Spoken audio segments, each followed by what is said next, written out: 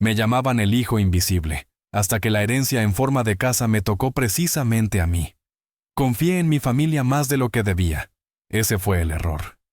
Cuando mi hermano dijo, sin pestañear, que yo le debía mi herencia porque él tenía familia, supe que algo ya se había roto, aunque todavía no entendía hasta qué punto. Horas después, estaba cerrando una maleta y reservando un vuelo sin decirle nada a nadie. Mi móvil vibró mientras confirmaba el pago. Un mensaje de mi madre. Transfiérelo a Álvaro y ni se te ocurra volver a casa. Esa noche apagué todo. A la mañana siguiente, 43 llamadas perdidas. Y un mensaje de voz de mi padre, la voz rota, dura, cargada de una rabia que nunca me había dirigido así. Me llamo David Morales, tengo 29 años, y trabajo como diseñador gráfico freelance. Tengo un hermano mayor, Álvaro, 35, casado, 3 hijos, chalet adosado en las afueras de Valencia. Álvaro siempre fue el niño de oro. El primero, el correcto. Yo era el que no daba problemas, el que no hacía ruido. Invisible. La diferencia fue clara desde siempre. A Álvaro le regalaron un coche nuevo por sus 18. A mí, un sobre con 200 euros. A él le ayudaron con la entrada de la casa. A mí me dijeron que tenía que aprender a ahorrar. Álvaro era prioridad. Yo, una nota al margen, me acostumbré, trabajé, me fui pronto. No pedía nada porque ya sabía la respuesta. Entonces murió el abuelo Vicente, padre de mi madre. 87 años. Vivía solo en una casa modesta, a 2 horas de la ciudad, totalmente pagada. Lo veíamos 2 veces al año, como si fuese una obligación más en el calendario. Era un hombre serio, de silencios largos, de miradas que parecían medirlo todo. Murió durmiendo, sin ruido. Una semana después, me llamó un abogado. ¿Don David Morales? Le habla Roberto Salas. Represento al señor Vicente Ruiz. Necesito verle para la lectura del testamento. La reunión fue ese viernes, en su despacho de Castellón. Llegué primero, luego mis padres. Álvaro entró el último mirando el reloj, molesto. ¿Para qué estamos aquí?, dijo. El abuelo no tenía nada. Roberto abrió una carpeta despacio. Demasiado despacio. El señor Ruiz tenía más de lo que imaginan. La cifra cayó como un golpe seco.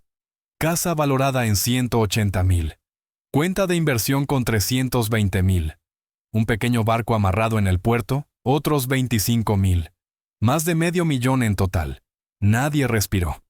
Y fue muy específico con el reparto, añadió el abogado. Leyó.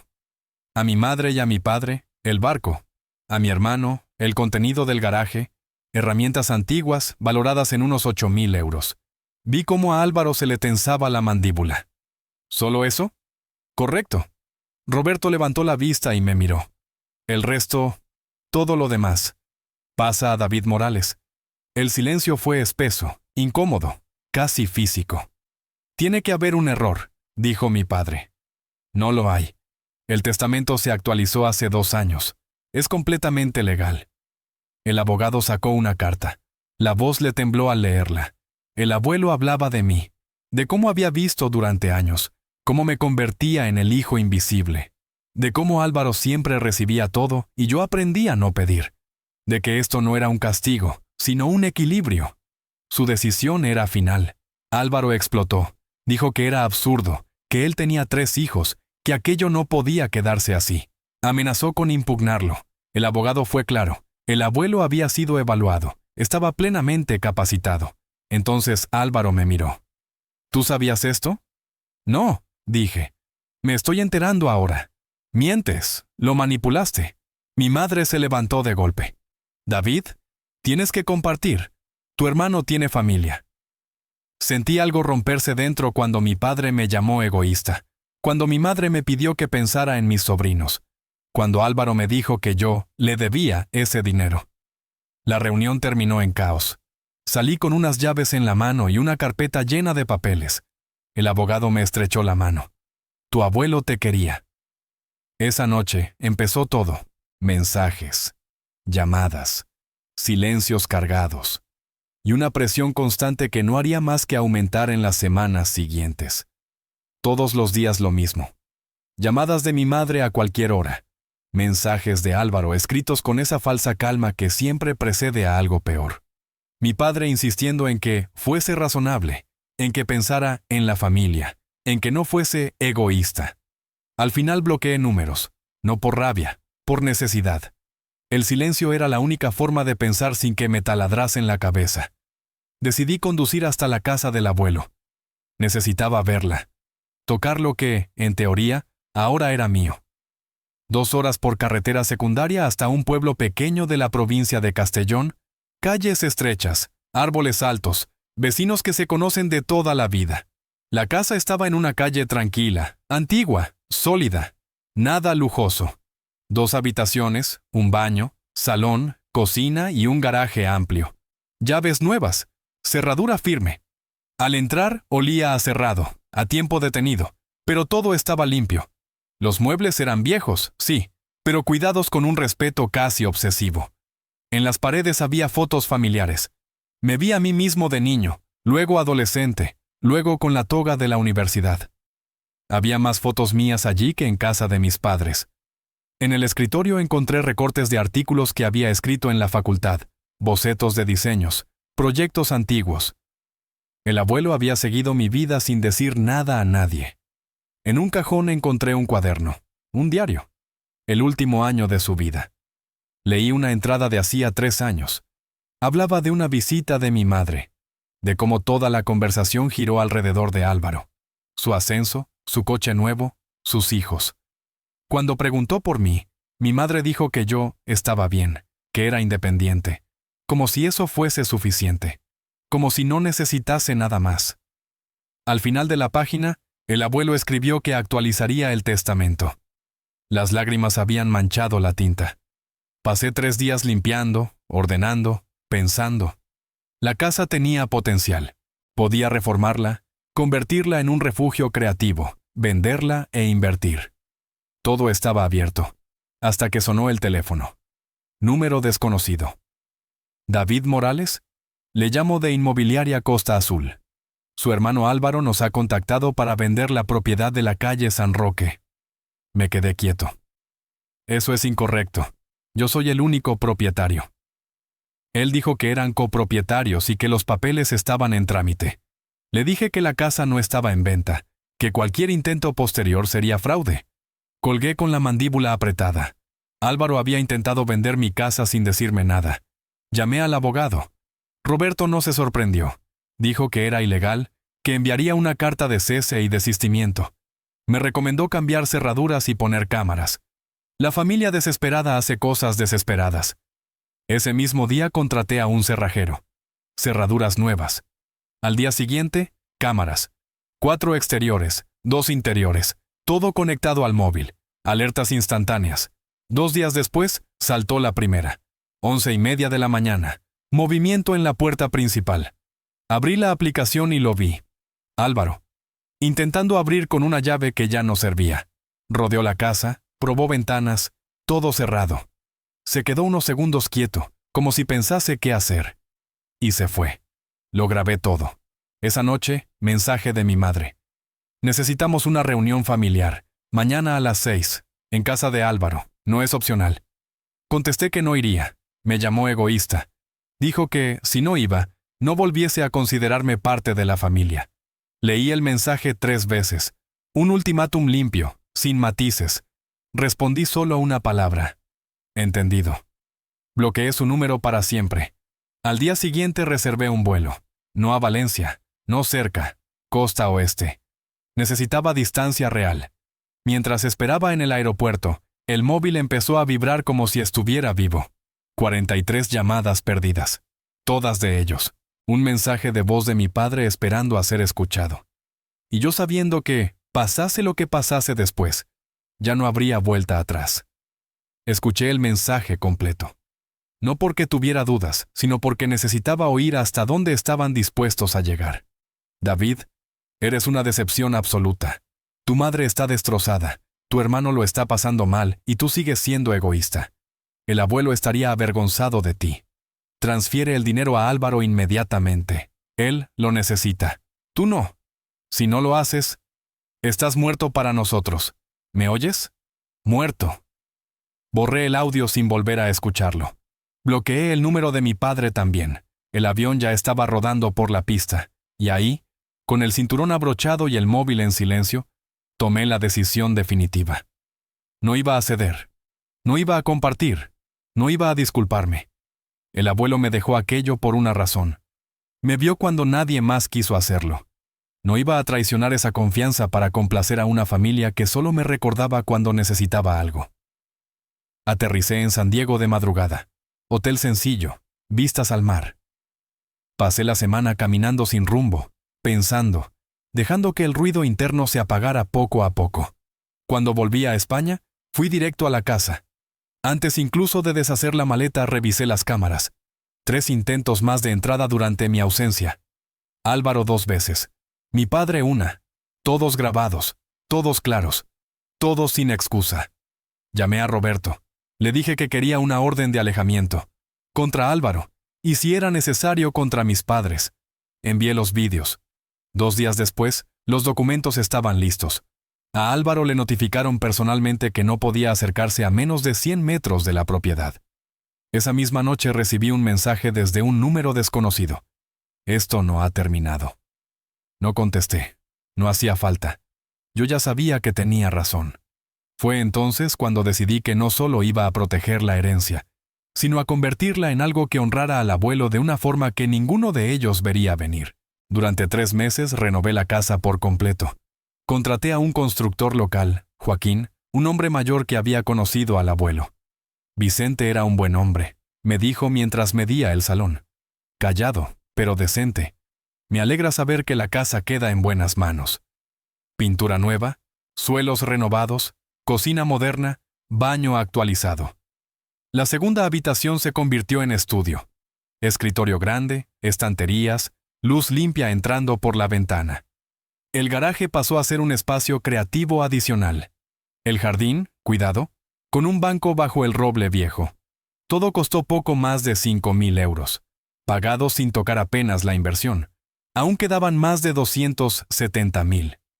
Mientras avanzaban las obras, empecé a preguntar por el abuelo. Vecinos, conocidos antiguos. Descubrí cosas que nadie en mi familia parecía saber. Pintaba paisajes, buenos. Vendió algunos en ferias locales.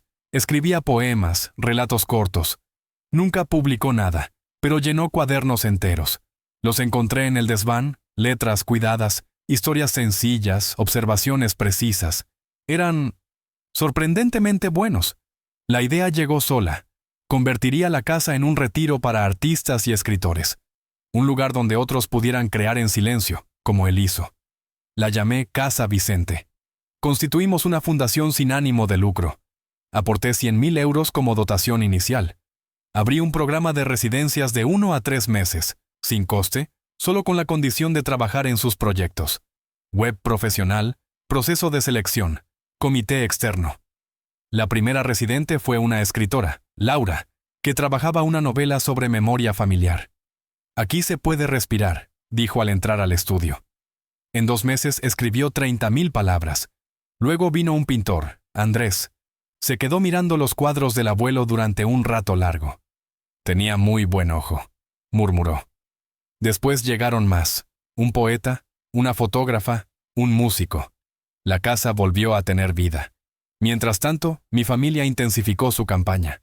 Álvaro publicó su versión en redes, que yo había acaparado una herencia que no necesitaba mientras sus hijos sufrían. Comentarios de apoyo, gente hablando de familia, de egoísmo, sin saber nada. Yo no respondí, no me defendí, no expliqué nada, pero quienes me conocían entendieron, y eso fue suficiente. Mi madre no se rindió. Empezó a buscarme a través de conocidos, de amigos comunes, de mensajes que nunca me llegaban directamente. Uno de ellos me llamó incómodo. Dice que es tu última oportunidad para arreglar esto. ¿Arreglar qué exactamente? Silencio al otro lado. Luego la respuesta, casi en susurro. Que entregara la mitad de la herencia a Álvaro. Ni siquiera dudé. No iba a pasar. Nunca.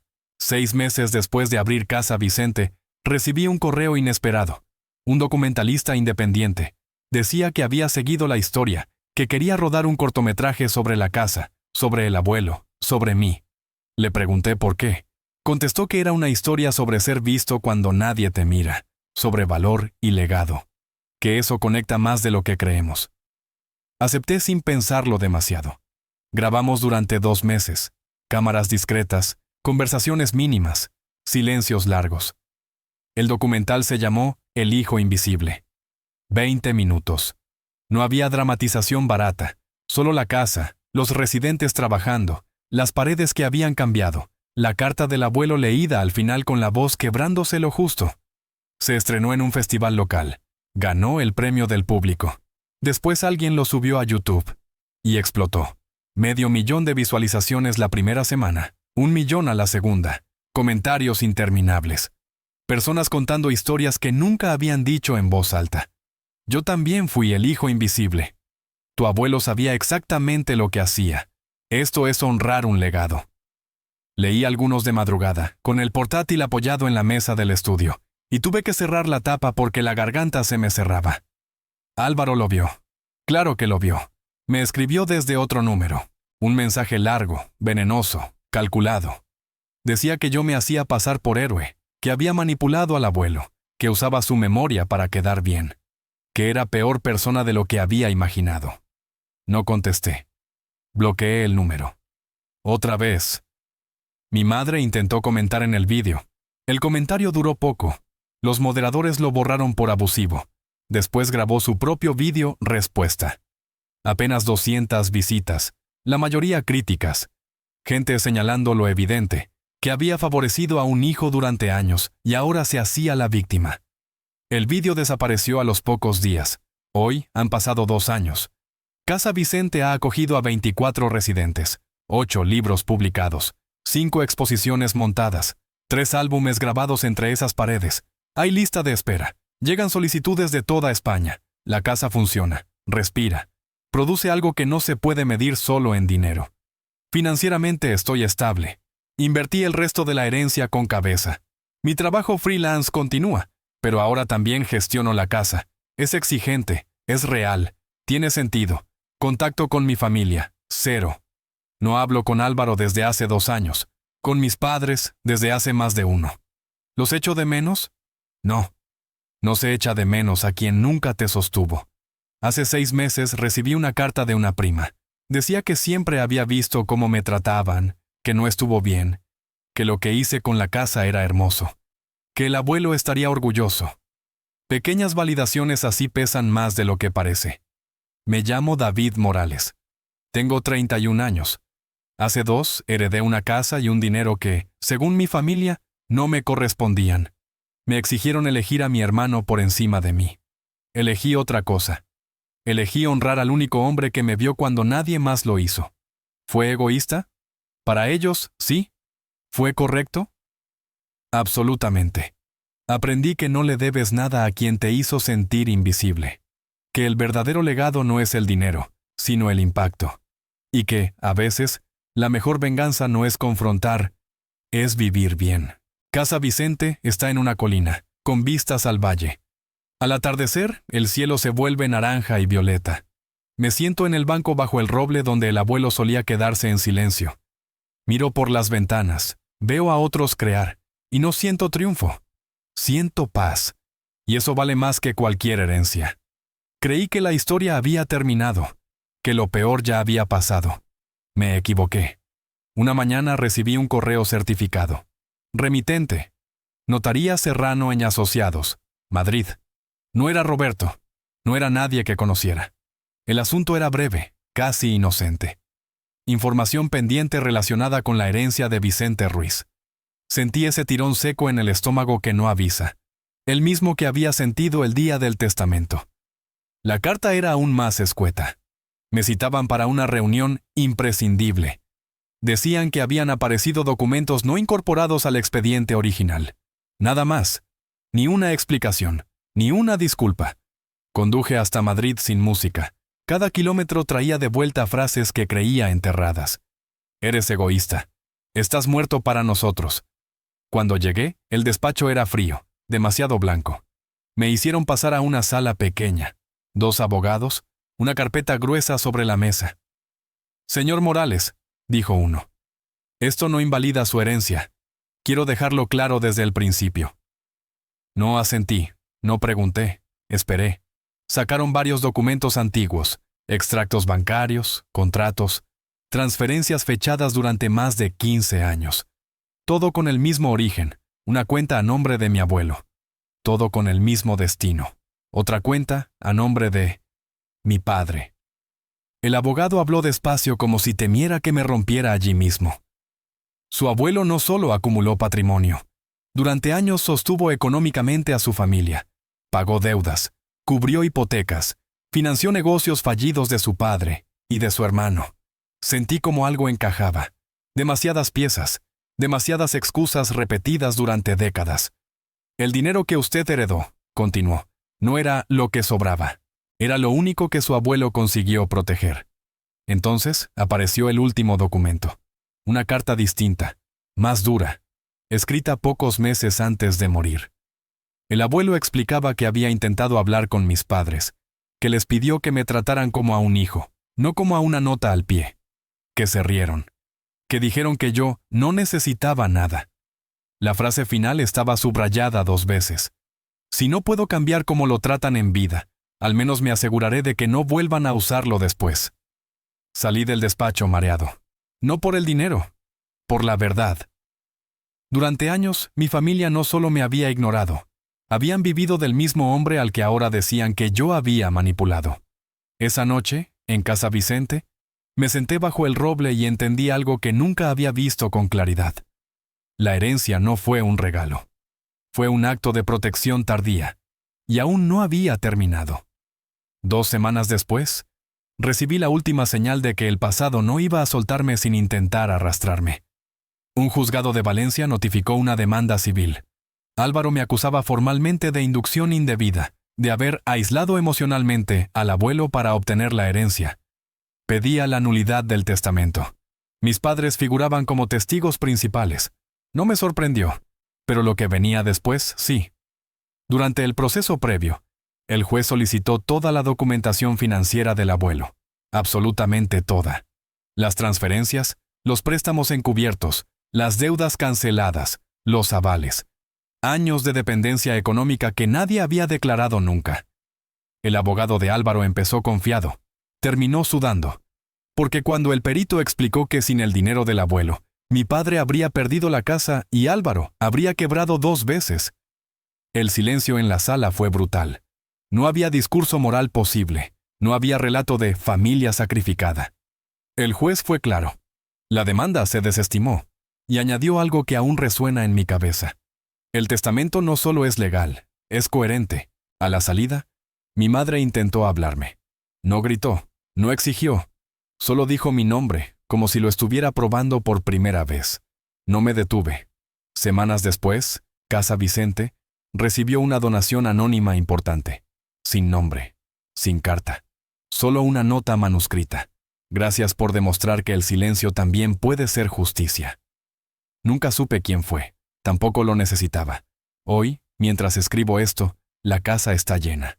Hay risas suaves, teclados, pinceles, música baja, gente creando sin pedir permiso, sin competir por atención, sin tener que demostrar que merece existir.